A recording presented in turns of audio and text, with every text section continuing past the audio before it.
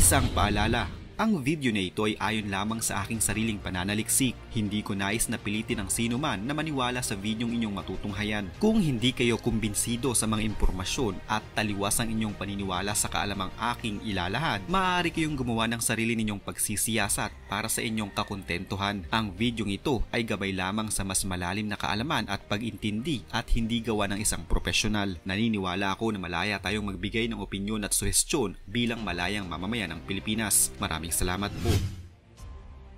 Sa Quiapo, unang pinagyaman ni Rey de la Cruz ang kanyang malikhaing imahinasyon sa paghulma ng mga ituturing na diyosa ng kagandahan ng pelikulang Pilipino noon. Subalit dahil sa kontrobersyal ang pinasok niyang larangan sa showbiz, tila madami ang nagalit sa kanya at marami din itong nakaaway. Pero ano nga ba ang kanyang nagawa at sinong kanyang nakabangga at siya ay pinaslang?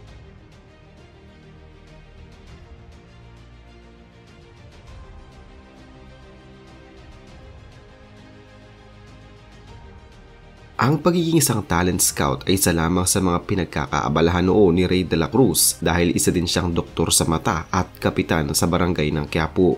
At 30 ng Abril taong 1992, isang pangkaraniwang araw lamang sa Quiapo habang inaasikaso ni de la Cruz, ang isa nitong pasyente ay panandalian itong lumabas ng kanyang klinika. Nang walang ano-ano ay bigla na lamang itong binaril ng isang lalaki. Hindi nakaiwas si Rey de la Cruz at tinamaan ito sa kanyang batok.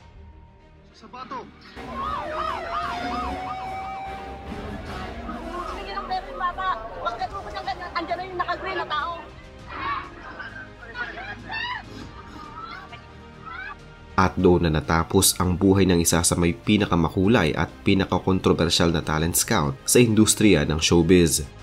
Sa mga hindi nakakaalam, si Rey ang nagluklok kay Rio Locsin bilang diyosa ng kaseksihan noong kanyang kapanahunan. Si Rey de la Cruz din ang siyang naging talent manager ng soft drink beauties na pawang wala pas 21 edad. Kahit pa mga bata ang mga ito noon ay tinuturing ng mga star. Bumida na sila sa ilang mga mapupusok na mga pelikula noon gaya na lamang ng Snake Sisters at Naked Island. Mga itinuturing na fearless at handang maghubad ng kanilang damit at ipinakita ang kanilang mga laman alang-alang sa kanilang pagsikat. Ipinakilala ang soft drink beauties na isang grupo ng mga batang aktres na kung saan ang pangalan ng bawat miyembro nito ay kinuha sa pangalan ng mga kilalang soft drinks brand noon sa Pilipinas. Ang grupong ito noon ay naging hit at talaga namang pinag-usapan lalo na noong mga panahon na iyon. Sila ay sina Coca Nicolas o Jonalie Hickins, Sarcy Emanuel o si Maria Jennifer Obregon Mitchell, si Miranda Mayra Manibog o si Geraldine Zervolacus at si Pepsi Paloma o si Delia Dueña Smith. Naging halos sila ang mga nakalaban ng isa ding grupo ng mga sexy starlet na ipinangalan naman noon sa mga exotic places at bulaklak sa Pilipinas. Gaya na lamang ng mga street beauties na sina Aurora Boulevard, Brandy Ayala at si Epifania de los Santos. Sa pamamagitan ng mga soft drink beauties noon, tila naibsan ni Rey de la Cruz ang pagkauhaw ng mga kalalakihan noong dekadang iyon. Aalagaan ka niya, hindi lang talaga sa siguro pakikipagrelasyon mo sa kapwa mo, kundi pati yung totality, pati yung look mo, gusto mo. Bukod dito, nagkaroon din ng hindi malilimutang eksena si Rey sa telebisyon nang pukpukin siya ng mic sa ulo ng dating sexy star na si Divina Valencia. Saan ka ba nanggaling?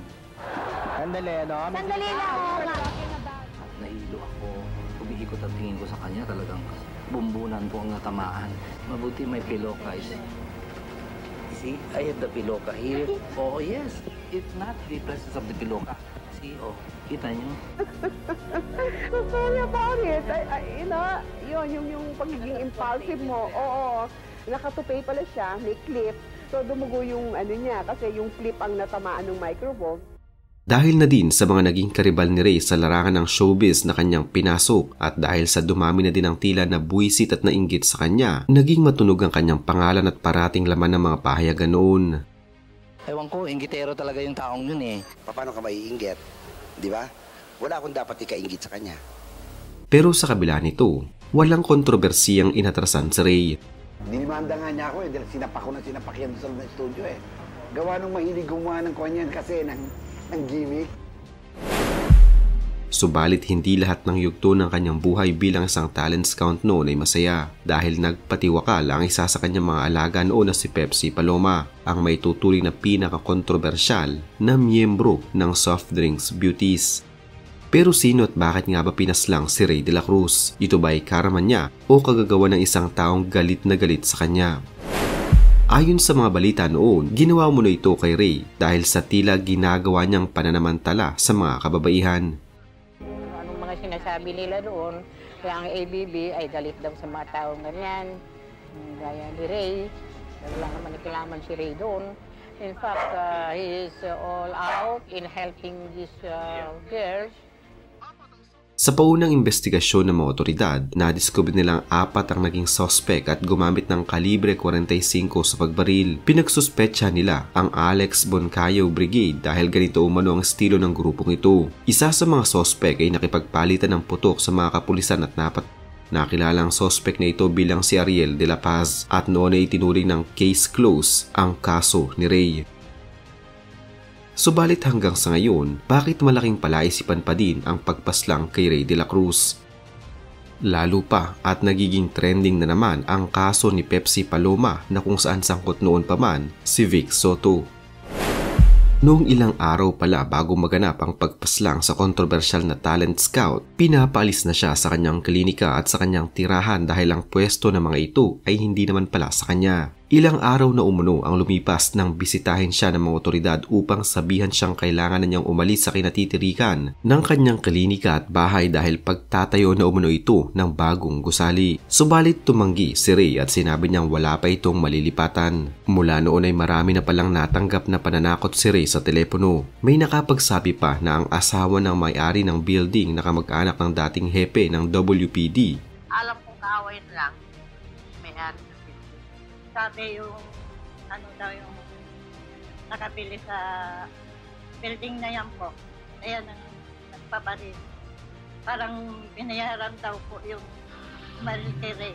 Subalit mas naniniwala ang isang kapatid ni Rey na may nagbayad sa mga ABB para patayin ang talent manager. Dahil dito'y kinasuhan noon si Kokoy Lagman, ang leader ng ABB, subalit na-dismiss ang kaso.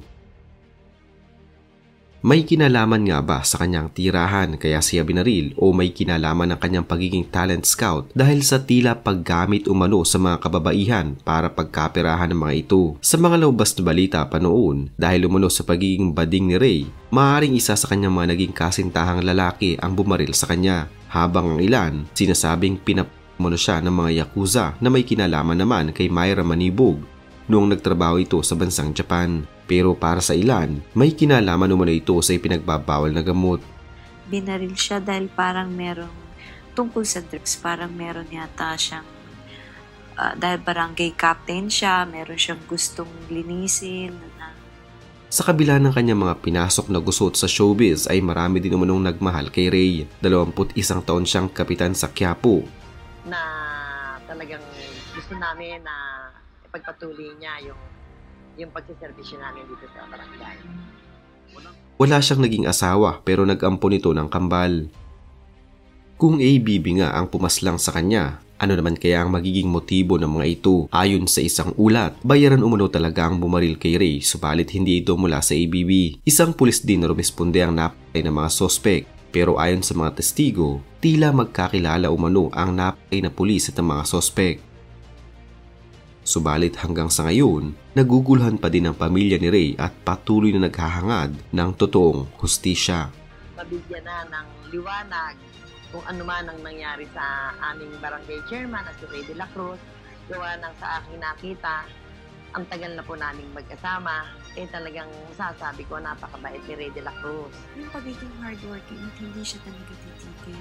Makikita mo yung determinasyon sa mga mata niya at sa pagkatao niya. Hindi, kaya kong gawin to, kaya kong magawing big star ito. Nagawa ko to ng big star dahil to sa pinaghihirapan.